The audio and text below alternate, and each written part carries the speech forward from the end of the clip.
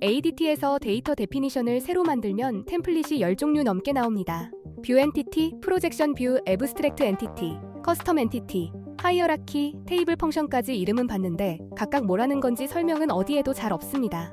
이번 편에서는 각각 데이터가 어디에 있고 무엇을 위해 존재하는지, 실무에서 실제로 쓰는 조합은 무엇인지 정리하겠습니다. 이번 편은 지도를 그리는 편이고 다음부터 하나씩 파고들겠습니다. 종류가 많아 보이지만 3가지 질문이면 대부분 구분됩니다. 첫 번째 질문은 데이터가 어디에 있느냐입니다. 데이터베이스 테이블에 있는지, 아박 코드가 만들어내는지, 아니면 아예 없는지입니다.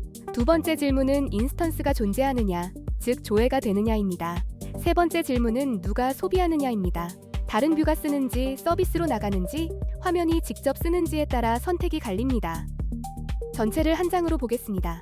뷰 엔티티는 데이터베이스 테이블이나 다른 뷰를 읽는 가장 기본입니다. 프로젝션 뷰는 하위 뷰에서 필요한 것만 골라 서비스로 내보낼 형태를 만듭니다. 테이블 펑션은 AMDP 메서드가 데이터를 만듭니다.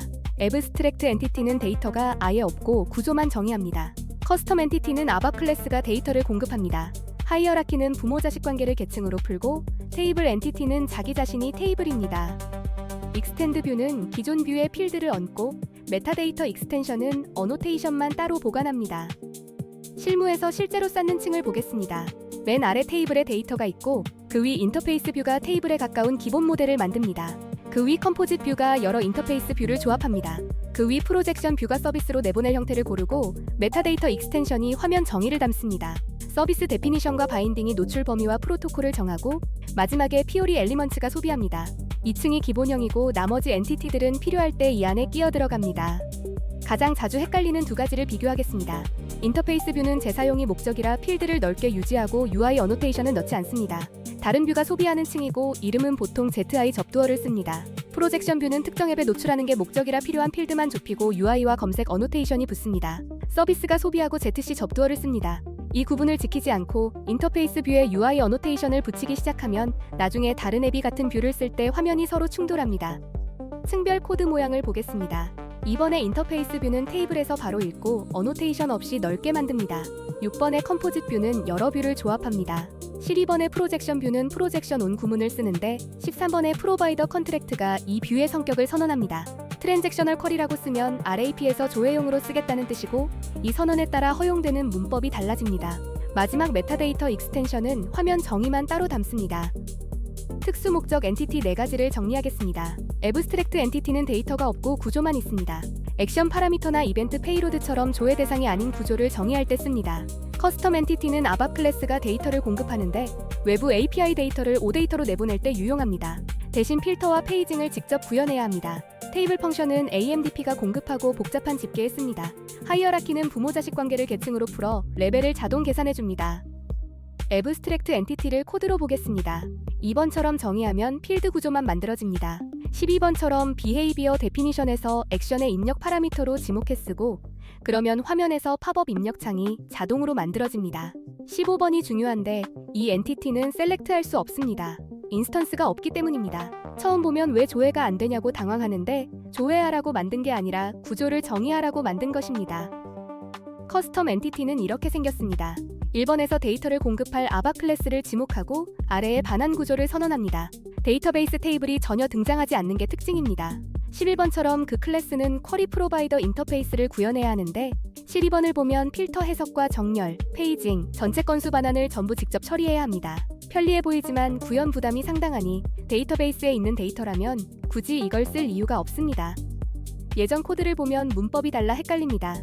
레거시 디파인 뷰는 SQL 뷰 네임 어노테이션이 필요했고 DDIC SQL 뷰가 함께 생성돼 오브젝트가 2개 만들어졌습니다. 반면 디파인 뷰 엔티티는 그 어노테이션이 없고 별도 DDIC 뷰도 만들지 않아 오브젝트 하나로 끝납니다. 문법 검사도 더 엄격해서 예전에는 활성화되던 것이 지금은 오류로 걸리기도 하는데 이건 나중에 문제가 될 것을 일찍 잡아주는 것이라 이득입니다. 신규 개발은 뷰 엔티티로 하는 게 원칙입니다. 실제로 무엇을 만들지 정하는 순서를 표로 정리했습니다. 테이블에서 읽는 기본 모델은 뷰 엔티티, 앱 화면에 낼 형태는 프로젝션 뷰, 화면 배치는 메타데이터 익스텐션입니다. 이 3가지가 대부분을 차지합니다. 집계 분석은 쿼리 뷰, SQL로 표현 안 되는 계산은 테이블 펑션과 AMDP 조합입니다. 데이터베이스에 없는 외부 데이터는 커스텀 엔티티, 액션 입력 구조는 애브스트랙트, 계층 데이터는 하이어라키, 표준 뷰 확장은 익스텐드 뷰입니다. 지도를 보며 조심할 것도 짚겠습니다. 종류가 많다고 다 쓰는 게 아닙니다. 실무 대부분은 뷰 엔티티와 프로젝션 뷰, 메타데이터 익스텐션 세 가지로 해결됩니다. 인터페이스 뷰에 UI 어노테이션을 붙이면 재사용이 깨집니다. 커스텀 엔티티와 테이블 펑션은 구현 부담이 크니 정말 필요할 때만 꺼내세요.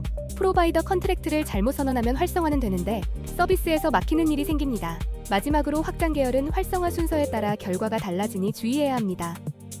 정리하면 이렇습니다. 세 가지 질문으로 대부분 구분되고 실무 주력은 뷰 엔티티와 프로젝션 뷰, 메타데이터 익스텐션 세 가지입니다. 특수 목적은 네 가지이고 필요할 때만 씁니다. 가장 중요한 원칙은 층을 섞지 않는 것입니다. 재사용하는 층과 노출하는 층을 분리해두면 나중에 앱이 늘어나도 흔들리지 않습니다. 오늘 내용을 세 문장으로 정리합니다. 첫째, 데이터 출처와 인스턴스 유무, 소비자 세 가지로 종류가 갈립니다. 둘째, 실무 대부분은 뷰 엔티티에서 프로젝션 뷰, 메타데이터 익스텐션으로 이어지는 흐름이면 충분합니다. 셋째, 특수 엔티티는 각각 해결하는 문제가 분명하니 그 문제가 아니면 쓰지 않는 게 좋습니다. 오늘 영상이 도움이 되셨다면 구독 버튼과 좋아요를 꼭 눌러주세요. 여러분의 응원이 저에게 큰 힘이 됩니다. 오늘 그린 지도를 따라 다음 시간부터 하나씩 파고듭니다. 첫 번째는 프로젝션 뷰인데 같은 이름인데도 트랜잭션형과 분석형 두 종류가 있고 성격이 완전히 다릅니다. 무엇이 어떻게 갈리는지 정리하겠습니다. 댓글로 질문 남겨주시면 모두 답변 드리겠습니다. 감사합니다.